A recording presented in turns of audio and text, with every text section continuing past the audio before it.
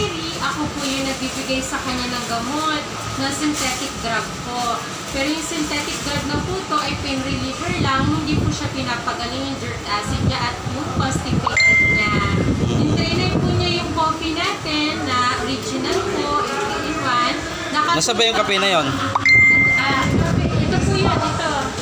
Ito po yung coffee na nakatulong po sa uric acid. Oo, nang inom niya. Oh, yes. Ito lang po yung ininom niya. Oo na. Nakakadumi na po siya at yung uric acid niya. Ilang araw ba siya hindi siya nakadumi? Yung hindi pa siya gumagamit ng coffee natin at 3 araw hindi po siya nakakadumi. Sa isang linggo? Yes po, 3 araw hindi siya nakakadumi. Sa isang linggo? Yes. Ang maganda po dito, pag inom niya, may kasamang bula. Yung po yung cholesterol. Yung pag-inom niya ng kape na yan. Yes po yung coffee pag inom niya. At pag inom niya po ng coffee nito, may bula siya, masebo, at may kasamang parang buhangin. Yes po.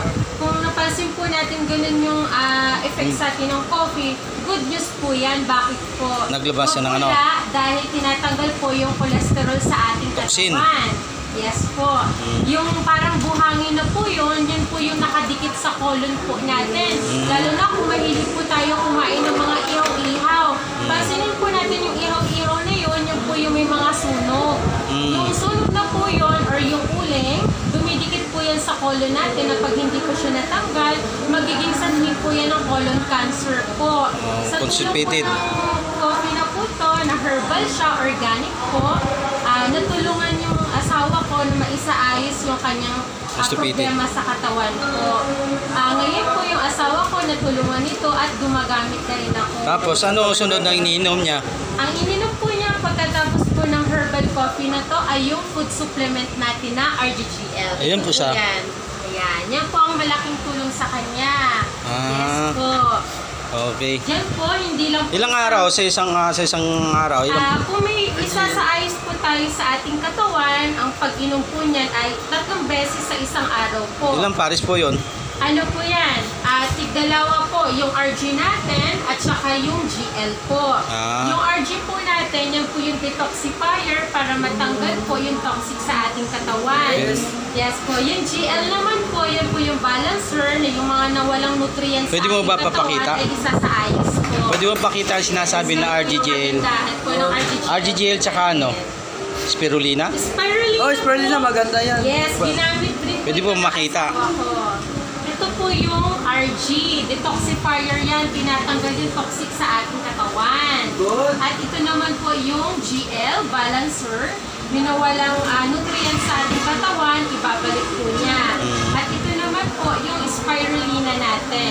Yes po. Ito po yung spirulina na ito. Anong take niyan? Anong ginawa niya pag take? Kung gusto po natin ay sasawa ko, may isinasaayos po sa kanyang katawan. Dahil meron po siyang uric acid at constipated po siya. 3 times po niya itong iniinom sa isang araw. Tig-1 pair po nito. 3 beses sa isang araw. So ilang linggo siya na uminom? Yes po. Ilang linggo siya uminom? Sa 7 days siya dapat magkakaroon na ng effect. Pero sa kanya 3 days pa lang po. May side effect, may ano na. Yung effect. Ano po yun? Hindi siya side effect. Yes. Hindi siya side effect. Ini-scan. Yes, ini-scan po yung sa katawan niya. Yun po yun. Ito po yung spirulina natin, 100% po siyang alkaline. Wala siyang overdose? Yes po, no overdose, no underdose. Kaya walang side effect.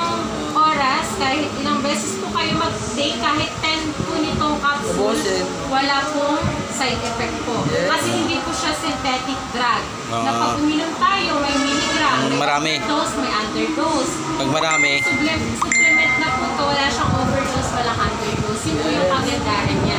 Sa isang nararamdaman natin sakit sa ating katawan, or kung marami man yan, lahat po yun isa sa ayos po ng ating supplement. Supplement nutrients po. Slim niya, mag-slim. Yan po. So ngayon, kamusta na yung asawa mo? Yung asawa ko po, okay na siya. Naayos na po yung uric acid niya at saka constipated. Ngayon po, dahil okay na siya, tig-1 na lang po yung iinimin niya dito sa isang pares? Yes. Isang araw? Yes po. Ito namang coffee na to, itong Ganoderma po natin, wala po siyang oras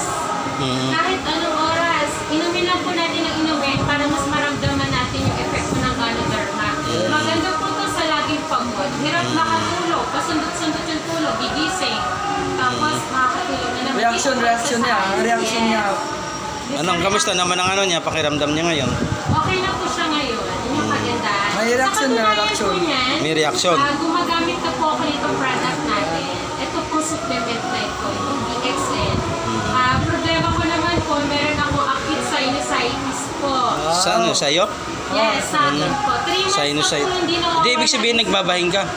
Yes, nagbabahing, hindi nawawala na yung sipon ko, 3 months na. At pag ang masama na niya, Dati ano ginagamit mo na ang synthetic? ginagamit ko po, nag-antibiotic ako, sa Flexin, Sinopret, paracetamol na liquid, tinutusok ko sa akin yun, masakit Ba? siya. Meron tayong paracetamol na form na, Tinuturok. tablet. Ah, Meron din naman po yung oil, yun yung sinasaksak Tinuturok. through veins po natin or ugat. Masakit po yun. Yes. so ano nakatulong sa'yo? Ito lang po, yung ininom ko coffee, then nagpunta po ako sa supplement natin. Mas naramdaman ko po yung effect. Reaction po din, reaction. Ano, may reaction sa'yo nung ginamit mo yung product? Yung reaction po nito sa akin, mas sumakit yung mukha ko, mas pinalabas niya yung sipon. Yung una po, Ano ibig sabihin niya pag inom mo, nag-react agad sa'yo niyan? yung reaction po nito sa akin, 2 days lang po. Ano, sumakit yung... Yung sa sipon ko, mas lumala siya kasi nilabas yung toxin.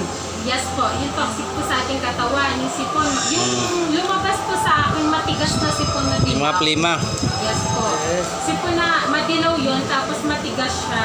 Kasi di matagal nahirapan ka? nakastuck yes po. Hirap na akong huminga. Lagi po ako nasa Capitol Hospital. Yung private hospital po dito sa atin. Sa gawin po dito sa Katimog. Yan. Oo. Sa tulong lang po itong product na to, Tuloy-tuloy lang. gumaling po ako at hindi na po ako gumagamit ng synthetic drug. Yung So ibig sabihin ginagamit mo yan na? Yes, hanggang ngayon po gumagamit pa ako nito. Everyday po, kahit puyat po ako, hindi ako nagkakasakit. Yun yung Ah, kagandahan. ganun. So ngayon, nagpa-member ka na. So ngayon, member ka na?